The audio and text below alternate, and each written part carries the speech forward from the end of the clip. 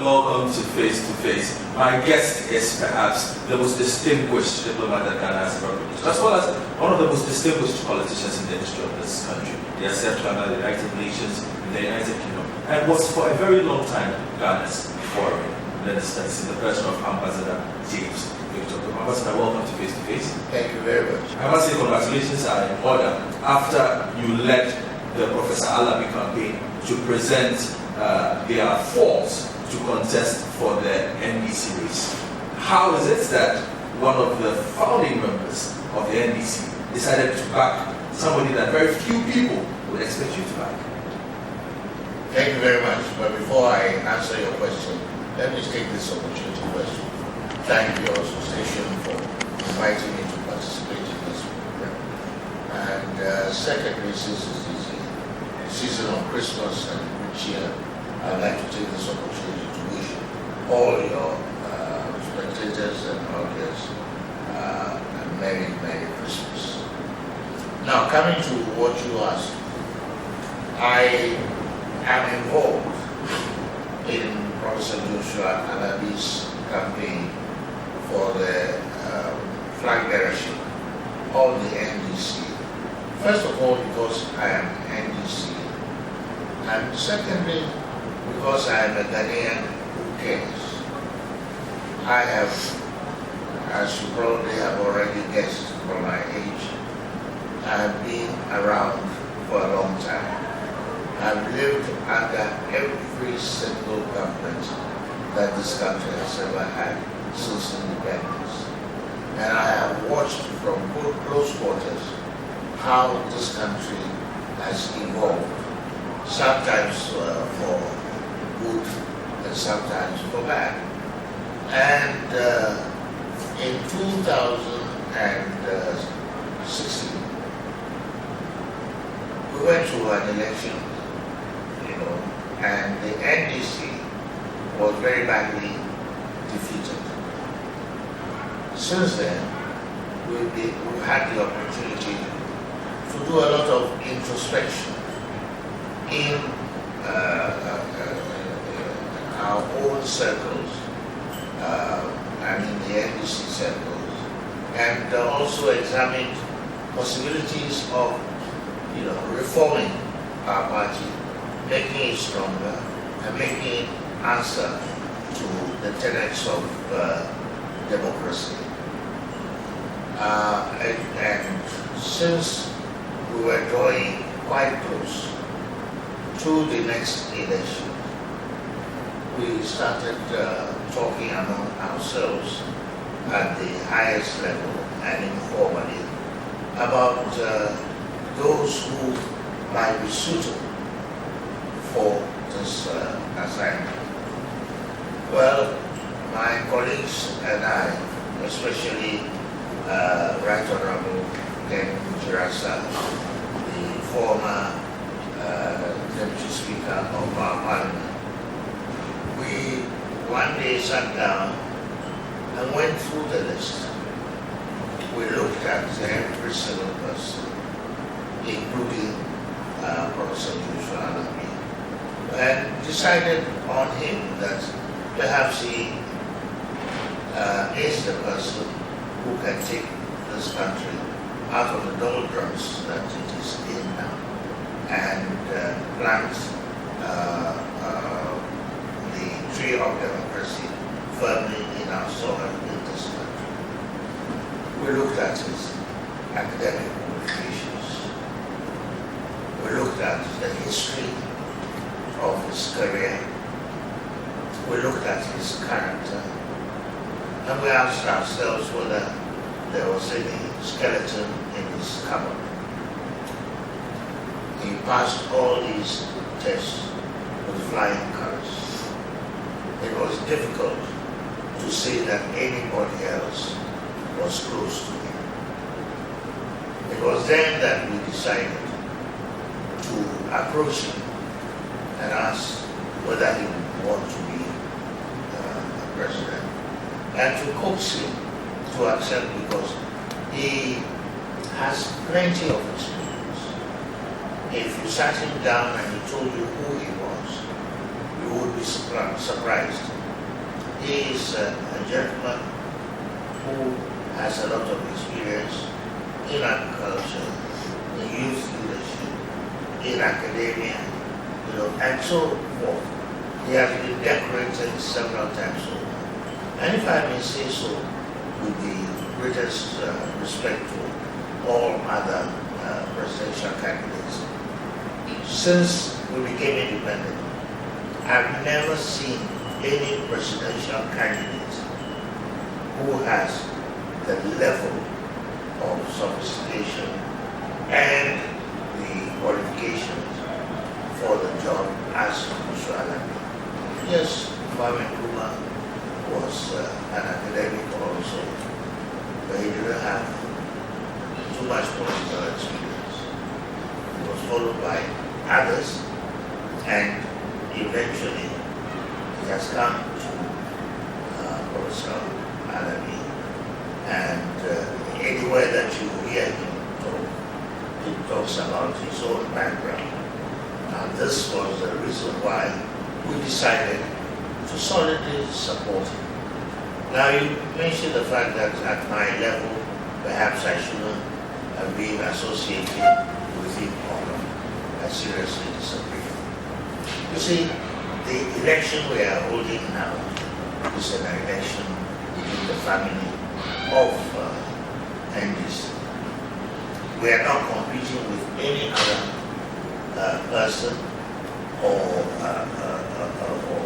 political party outside the NDC. And so it's a healthy competition between two children of the same family. Now, it would have been a different thing if he had been a member of the NPP and I was supporting him. But with my own party member, I had absolutely no problems at all. In fact, I think I should have done more, because I strongly believe that he is the candidate. Others may also be around. I made an assessment and I concluded that he was the one, and I decided to support him, to vote for him. And I can assure you that it will be nothing but good. The reason why I asked that question was because, as a member of the Council of Congress of the party on which you spent an age, you spoke about how yourself and Right Honorable Kenneth sat down, went through names. Some would say, in your unique position, perhaps neutrality would have been best, and by you basically going out to headhunt a candidate to lead the party, you were perhaps giving that person an advantage, wouldn't you say? No. You are now talking like those who are losing and are clutching a straw. I would say that, on the contrary, I think that I have the duty, the political and moral duty, to demonstrate to my countrymen and women when I see a good thing, and to urge them to follow that. Now, secondly, the Council of Elders has no rule saying that members of the Council should not support anybody in a political contest. Thirdly, there are others. What about the gentleman who is the captain of one of the candidates? What about a lady also from the Council of Elders who is involved with one candidate? Others are. It's going to be a very difficult thing. On the contrary, I think that when you get the involvement of members of the Council, we are likely to take firm and good decisions. Already we're seeing some of the decisions being questioned by others in respect of the fees that have to be paid and so on. And this was a decision taken by the National Legislative Committee. And for some reason or the other, it did not represent the feeling of most people, although the reasons for their doing it can be understood 100%. But now, if they probably had brought this formally before the Council of Elders, we would have contributed very much to it. Now, what I'm saying in short is that I do not think that just because I'm a member of the Council, I should lose my political rights. It is my right to recognize a candidate. It is my right to support candidate A as against candidate B, provided I do not go to the extent of denigrating one or the other. Okay. Now, the NDC has lost elections before, but we did not see this kind of input at least at such an active level from you. What was so different about this particular law that required you to go out with a list? You mentioned experience, you mentioned perhaps the most qualified presidential candidates this country has ever seen. What is so different about this that you require this kind of personality? My answer shortly is that the reversal that we suffered in 2016 was a terrible blow that we have since then been looking at all possibilities of improving the functioning of our party. Several factors were referred to. For example, the most popular was that we ignored the grassroots. They mattered very little to us, and that we were running the party quite differently from what had been the tradition of our party in the past. And also that perhaps we did not look at people in the past too closely in order to determine who should be. But more than that, I as a person am an experienced person. I have lived the better part of my life on practically all the continents of this world. I've seen politicians, I've seen leaders in other countries, and I know what it takes to be a leader. I know what it takes for people in an election to determine who is the right choice.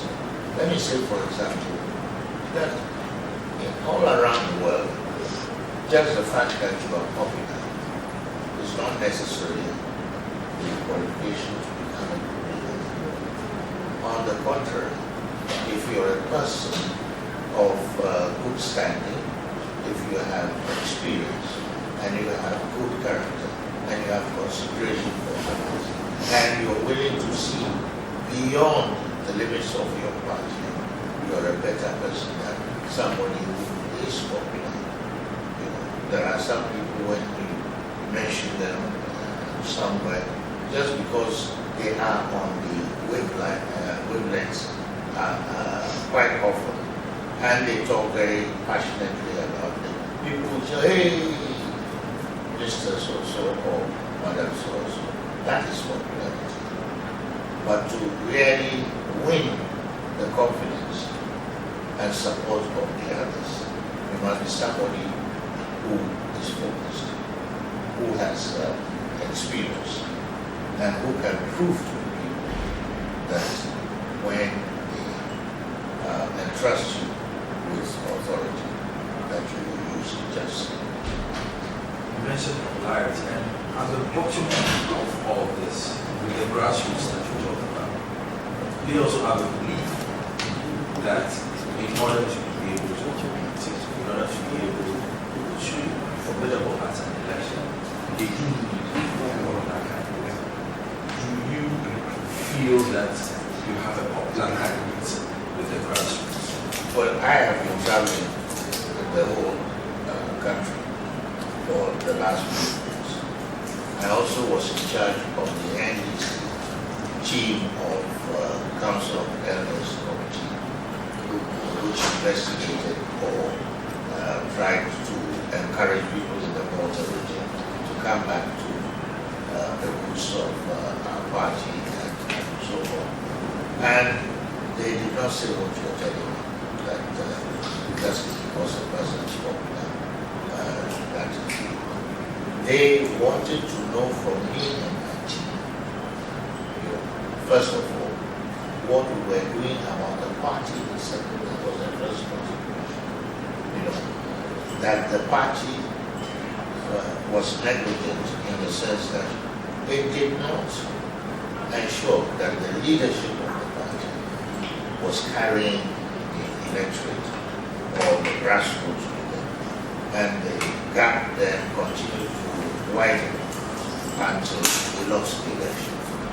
And then they also realized that whereas just before, even the day before the election, they depended so much on the popularity of leadership on the day of the results of the election. Things didn't go the way that we wanted. All of us take responsibility for it. It is not the failure of one person, but it was something that all of us should take the blame for in one way or the other. But what I'm saying is that it wasn't popularity that was the deciding factor. Otherwise, there would have been no question about winning the election. But we now have a sophisticated election. We can see beyond the grenade of things. And in 2016, it proved to us that if we continue in the manner that we will find to sustain the party that we all want. You are watching Face to Face, and we are speaking with Ambassador Victor Gbeho, who is one of the leading personalities in the Professor Joshua. But it's not just about politics. We're talking foreign policy as well. I am a student of Lesia. Learned a lot about diplomacy. So I have a few questions for you as well. Keep watching Face to Face.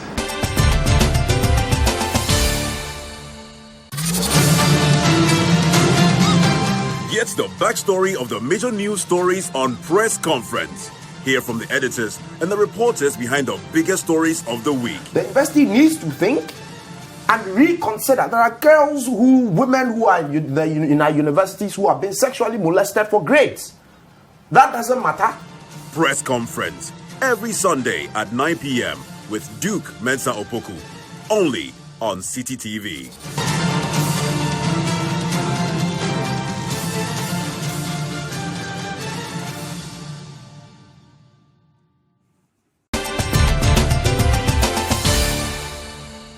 Welcome back to Face to Face. Now, Ambassador, there's a question I wanted to ask you. You talk about the grassroots and the Volta region. What is it about the Volta region and your party? We hear a lot of World Bank. The NPP say the Ashanti region is their World Bank, but the NDC does well in the Ashanti region. It does not do well in the Volta region. What is it about the Volta region and the NDC? Well, when you look at the state of development of all the 10 regions of Ghana, you'll probably find that the Volta region is within the lower rungs of the ladder. And therefore, development has been slower in the place, and leaders have not given sufficient reason for not assuming responsibility for development in the Volta region. And therefore, people kept on wondering why this was so. And unfortunate incidents happened in the past when some leader or leaders, by their policies openly discriminated against the Volta region. Now, when the change came during the revolution of the 80s, a lot of development was seen in the Volta region. There was suddenly an understanding between the electorate there and leadership, because the PNDC at that time was people-oriented, very much so. And this they appreciated. I'll give you an example of my own constituency, the Anglo constituency. Till today, they vote solidly for the NDC, because until President Rawlings came into the equation, there was hardly anything there. Till today, if you go to the Kita area, you'll find that every single house has a well in it. That was what we were drinking until the early 90s, when President Rawlings' government decided to pipe water on less than 50 kilometers from the Sogakope area to Kita.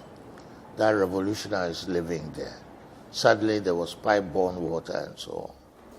Now, in the early days also, if you came from Angroga or from Achiavi, and not Achiavi, and Dabala, yeah, and you wanted to go to Accra, you had to cross the lagoon and come to Angroga and take a car all the way around to Denu before you come to Accra.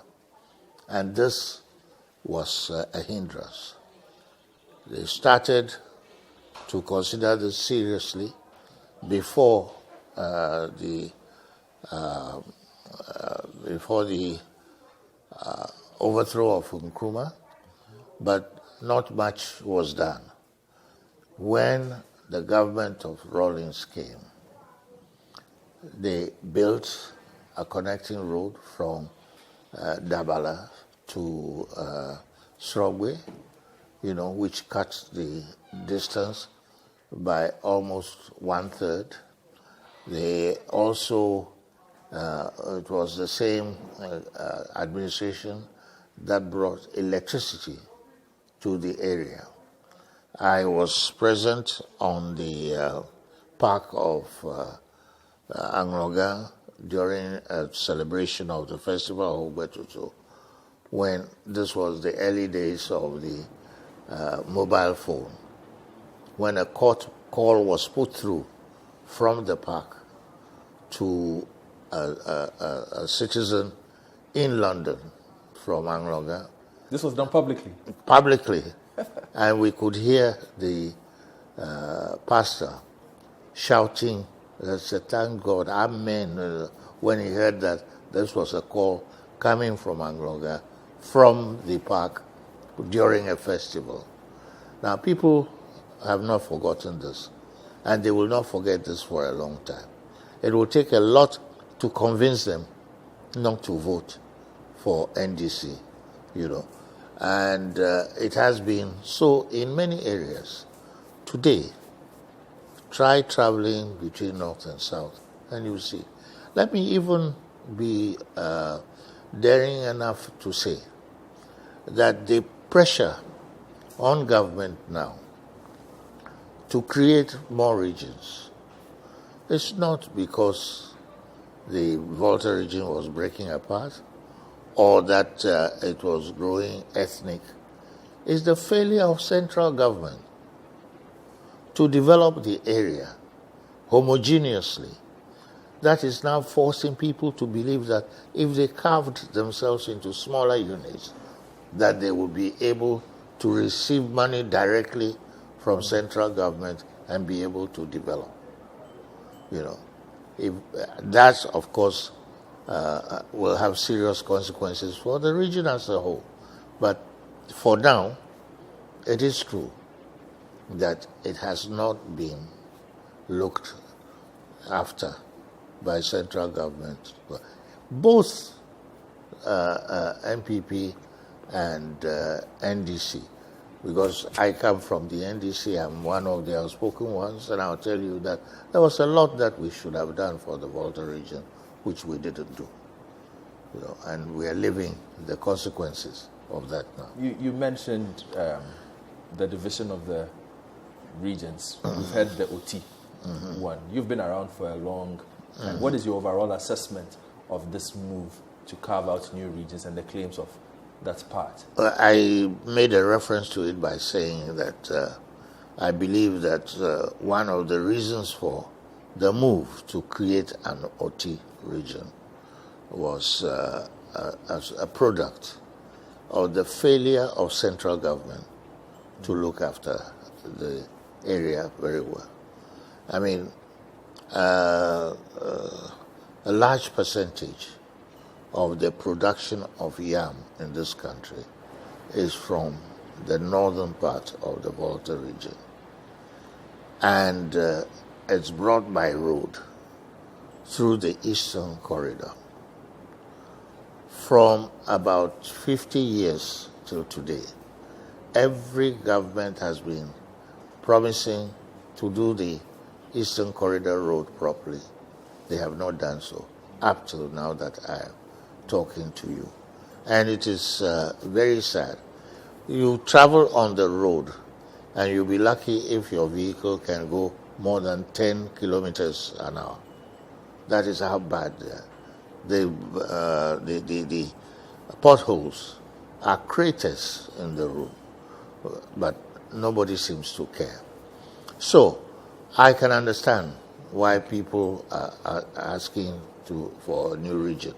I do not believe that it is an ethnic thing, because I do not consider the people there to be Ashantis, So that is out of the question. But I think the failure to draw attention to themselves, to make their societies better than they are, is at the bottom of all this. And let this be a lesson to all of us, that unless central government does more for the various regions, you will see a replication of this kind of move in other parts of the country. We've heard. What is your relationship with former President Mahama personally? Oh, he's a friend. You talk? Yes. He's not a friend whom I visit every day, but I have worked, with him. We served in Parliament, and it has been a pleasure knowing and associating with him, And so, the last time I saw him was at the Gbeho Festival in Keta in the first week of November. And he was happy to see me. I was happy to see him. Let me explain something, because the media is the guilty one in all this. I spoke at a function in Ashaiban many months ago. And just like you asking me, I told others that we had difficulties, that, President Mahama led this country to these 2016 elections, but failed. And so there was a need for us to sit down now and find out what the reasons of the failure were, to rebrand ourselves and so on, and to move forward. Now, the following Monday or so, the headline was that they said, Mahama is a failure, Victor Gbeho. Of course I didn't say. I mean, he's done a lot for this country. He's not a failure, but his bid to win another election, or his second term, and ended in failure. That's all that I will say. And that is a historical fact, But I'm used to being misrepresented by the press. So of course, not the one that you are associated with, so it's not a big deal. Let me go back to what I said to you at the beginning of this thing. These are differences among sisters of the same family. It is not a quarrel. The Council of Elders, yes, has a task of settling quarrels among people and so on. But this is not a quarrel. It's a competition. It's a healthy competition between individuals. Is it a fair one, though? And it has to be fair, Do you believe it is fair? Up till now, yes. Up till now, yes. Because nobody has tried to interfere with the process.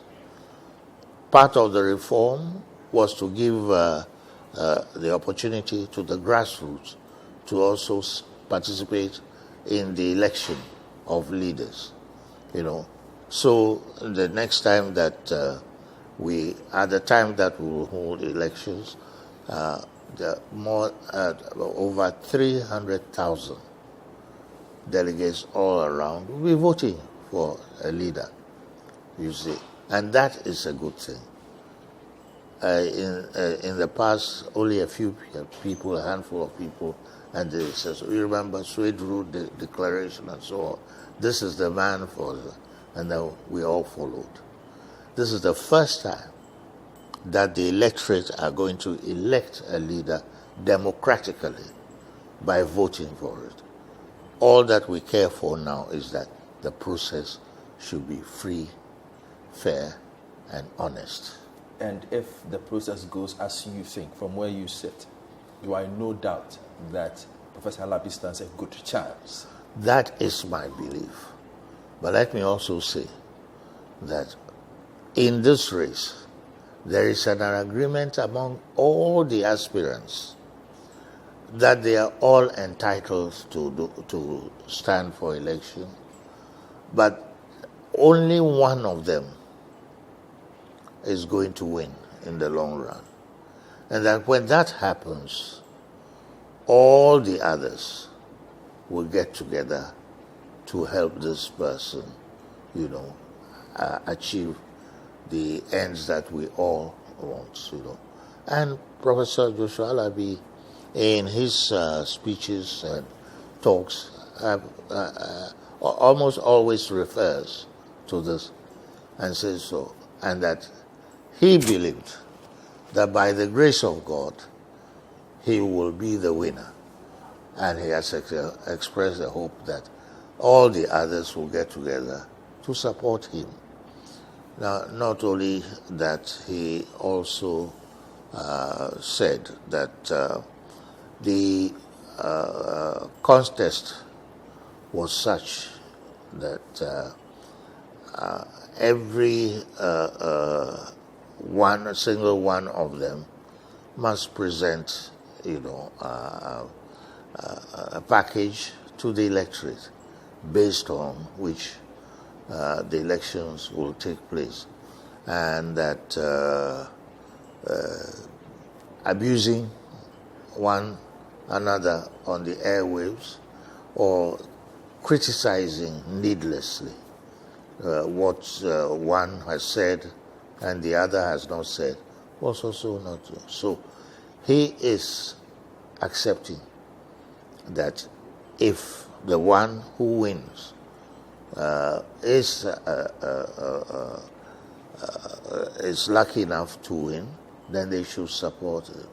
And he has said that if God should favor him to win, in the first few days, he will go personally to the homes of Jerry Rawlings, John Mahama, and many of the other leaders, and the other aspirants, because this should forge unity the election now should forge unity, not divide people. You cannot have democracy also without a healthy competition. So let the competition come. But because we are all intelligent and experienced, we should avoid making it adversarial. Okay. Let's talk a bit of foreign affairs now.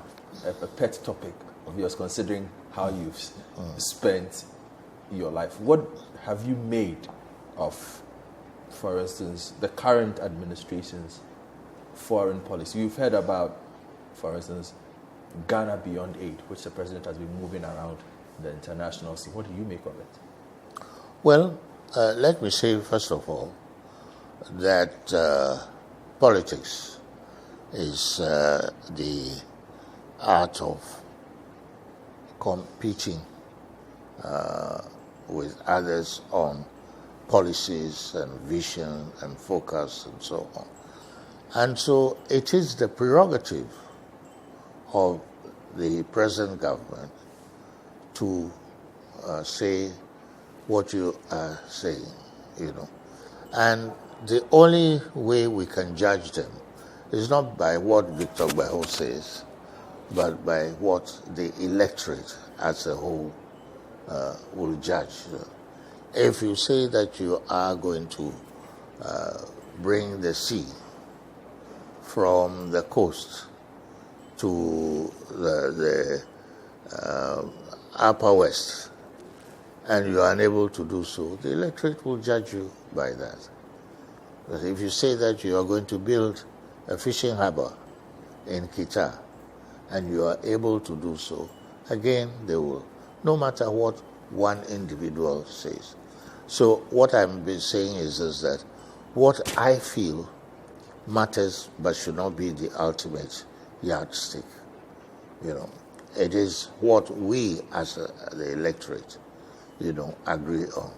And especially in arranging priorities, there are going to be differences all the time about what priorities are. I come from the southeast and so on. I'm one of those who is advocating for the building of a harbour in Kita.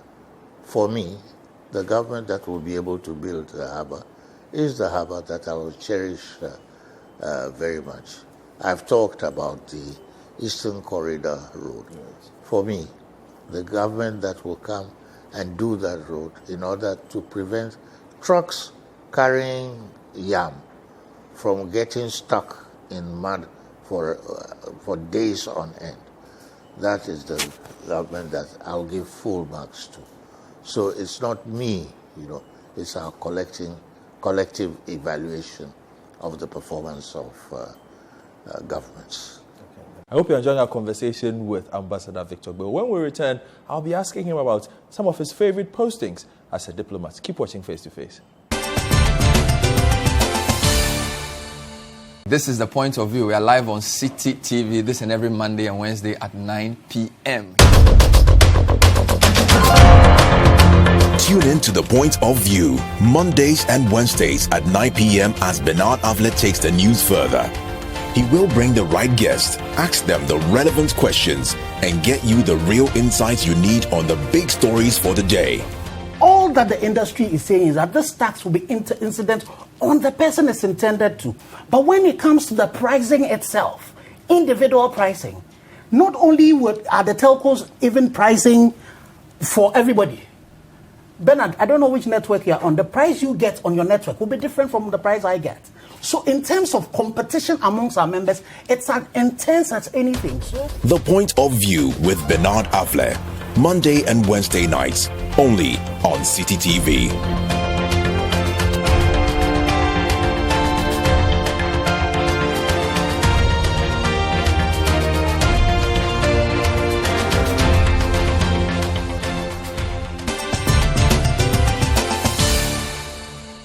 Welcome back to Face as we enter the final hurdle, and we continue to speak to Ambassador James Victor Gbeho.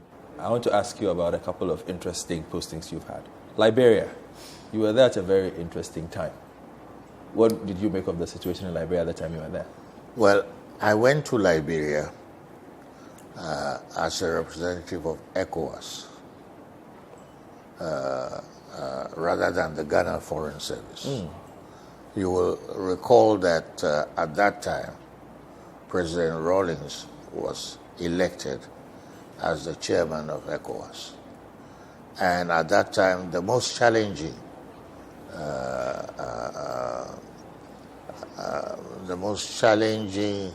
job for a chairman was to bring peace to Liberia. The Ghana government had sat down and examined what had happened in the past and was convinced that because there was no follow-up action in Liberia after the warring factions met here in Ghana, in Akosombo and in Accra. By the time their planes arrived in Liberia, they were at each other's throat again. And there was no possibility of implementing the decisions. President Rawlings was determined to succeed. So he, as chairman of opened an ECOWAS office, and I was posted to that as the ambassador. This was at the time of the fighting, and it was very tough and disappointing. I had, by that time, also lived in Somalia and see the state failure there. But the barbarity of the conflict in Liberia exceeded all my expectations. Really? It was worse than Somalia? That's right.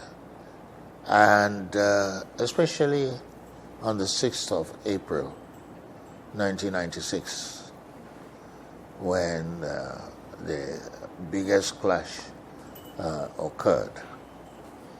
And I saw the number of people not only killed or maimed, but also displaced, and how the war sapped the energy of all of them. I was destroyed internally when a former ambassador of Liberia, who was a friend to me, ran to come and seek shelter in my residence. That is how bad it was. This was a gentleman who had served his country for many years abroad, representing Liberia, and who now has to run and hide. I lost another personal friend who used to be in the Liberian embassy in Accra just before I got there.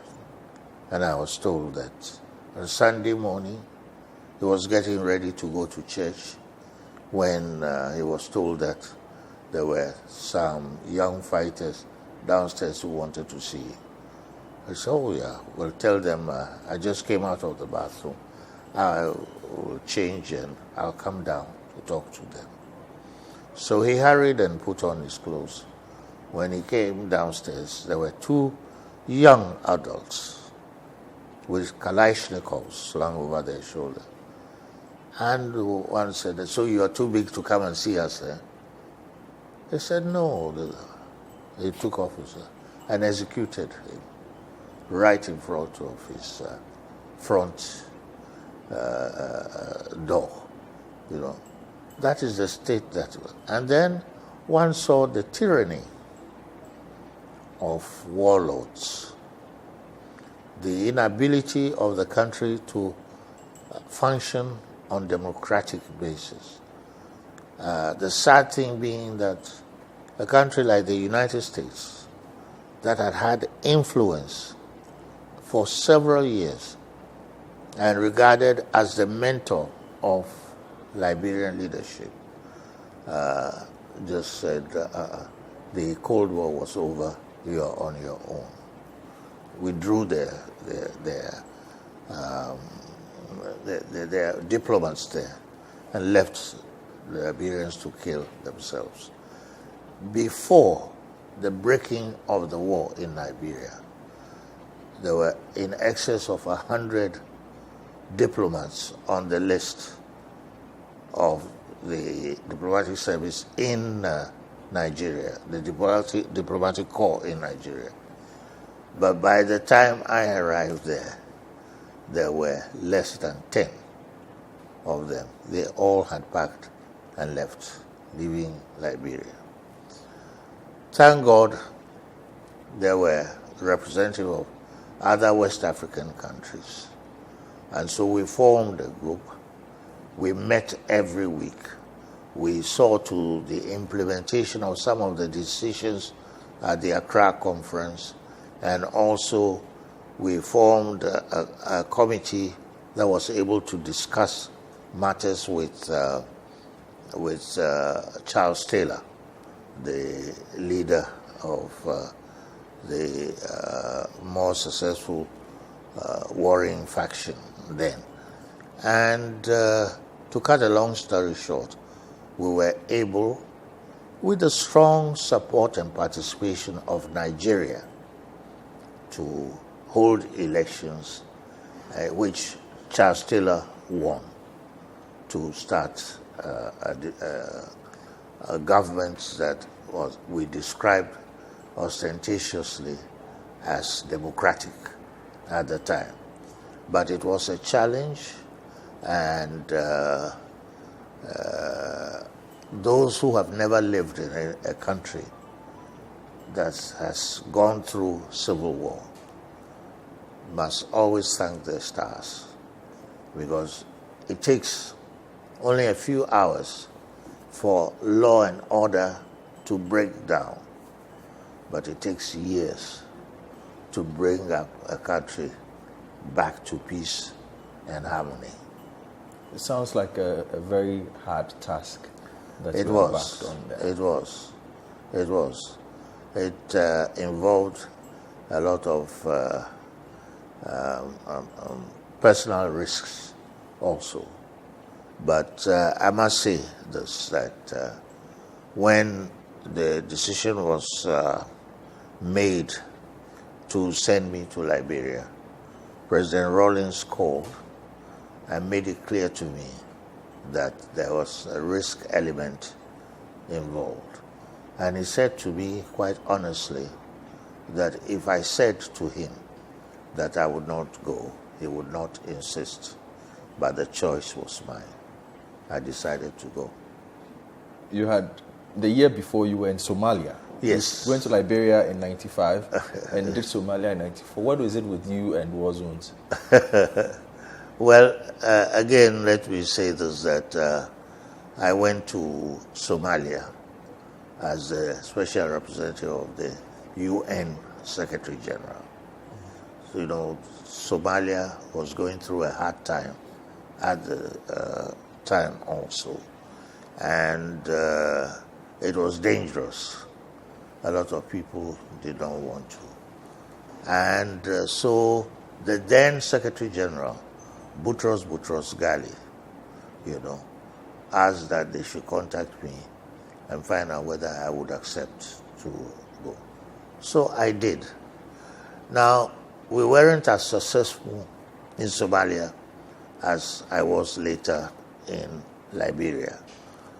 But that was largely because the differences between the warring factions among themselves in the first instance, among them and the United States of America, which, you know, if you remember, was the only country ready to step in Somalia when the war broke out, you know. The situation was so bad that the war entailed the shooting down of a U.S. helicopter, which... the famous Black Hawk Down. That's right, situation. and they dragged the body to the floor. streets So of Mogadishu. the United States was completely off. In fact, the United States was insisting that the UN should get out of Somalia. When Boutros Ghali decided to appoint me, the US agreed to say, okay, let's see what will come out of this. And I went there, and in 1 year, the United States made it known that it could not continue any longer. They went to the Security Council and got a resolution through that the UN should withdraw from Somalia. So one of the high points of my career was to see to the evacuation of UN personnel and assets from their country. It was an experience that I will never forget. And I made some friends there, but the warring factions were so much divided. And I must also say, had been pampered by the international community, which was all the time involved in pushing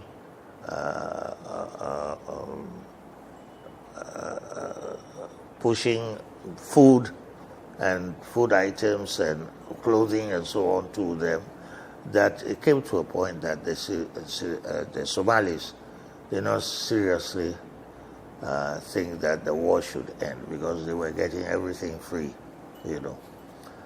So eventually we wound up the UNISOM 2, it was called, in the summer of 1995.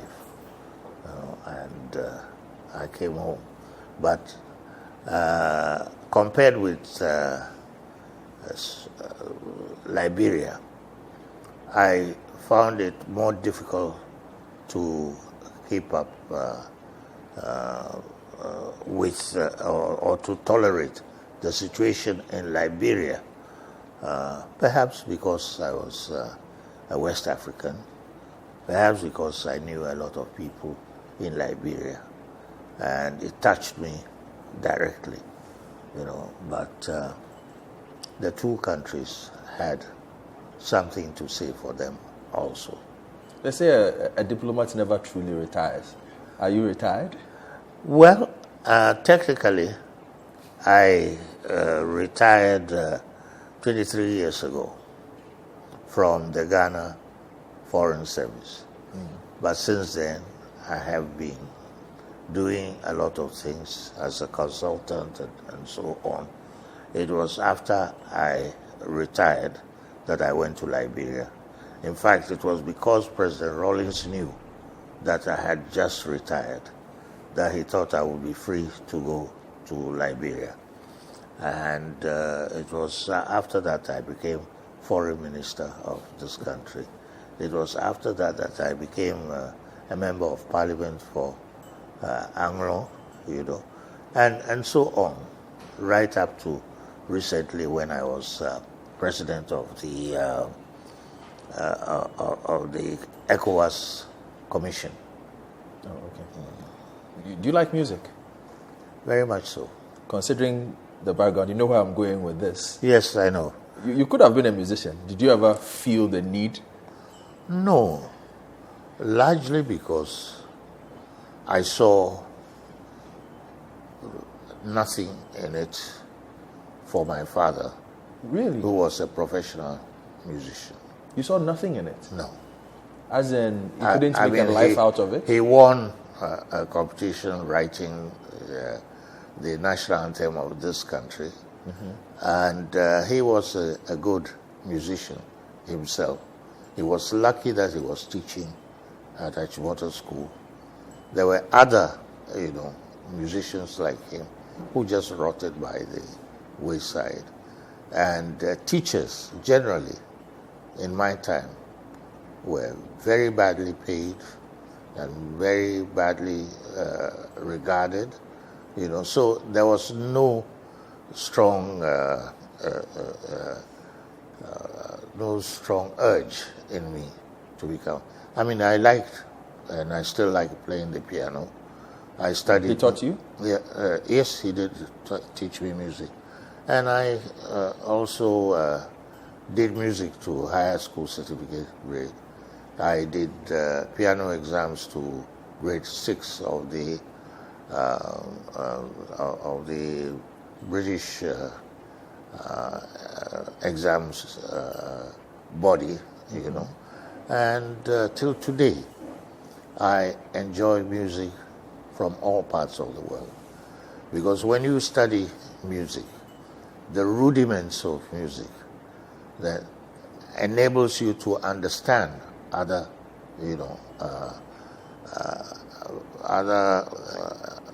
types of music from other parts of the world. When I hear music, apart from the nice melody, my mind then also starts analyzing it, and it's a fascinating thing. Did you play any sport as well? Sports? Yes. Well, I swam for my house when I was in Achimota school. I played a little cricket in school, but after school, I played cricket here in Accra when I started work, and I played then for the British Council. Okay. Finally, you have your candidate has presented his form, but there was a petition to furtly reduce the filing fee. Is that something you'll be looking forward to? Not really. Not really. After the fixing of the fee at 400,000 cedis, and after the uproar following the statement of the founder of NDC, the leadership of the party, the chairman, the secretary, and so on, came and explained why they fixed the thing up to 400,000 in the first instance, and it hinged mostly on liquidity in the party, and they had no other reason for doing this than to raise money to be able to run the election. So there is some understanding now, and one will not quarrel with them any longer. One should not make them insolvent. Okay. But what President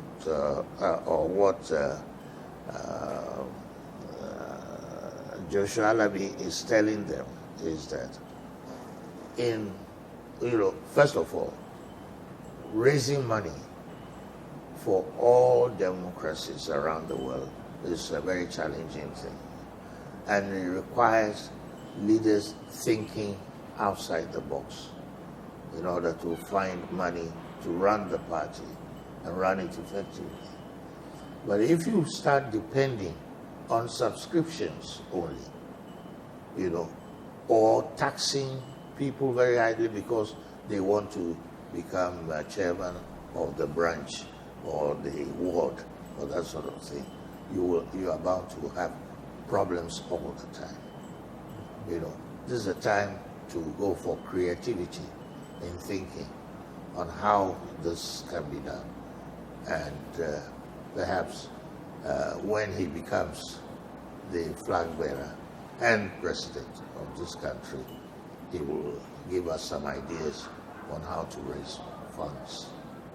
Right then. Thank you very much, Ambassador Dr. Gbeho, for your time. It's been a great pleasure and honor having this conversation. I hope you enjoyed Ambassador Gbeho as much as I did. My name is Godfred Akwetobuafo. Keep watching Face to Face. Have a good day.